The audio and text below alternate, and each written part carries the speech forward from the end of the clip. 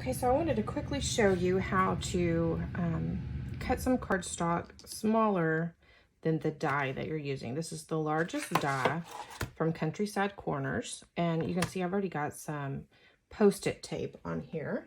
It comes in a package. It looks just like this, and you can get it in different sizes. So the first thing that I'm going to do, I've already cut this cardstock. I think this is 4 by 3 1/4. I cut it down so I'm not wasting as much cardstock as I would if I used a bigger piece. I'm going to put the top layer on. I'm just going to cut it like normal. So now what I'm going to do is take that off, flip it over. What I want is to cut the top of this, and to make sure I have exactly the same size. Say I wanted to do a stack of these. So what I'm doing is making sure that that washi tape is lined up. Oh, you can't see.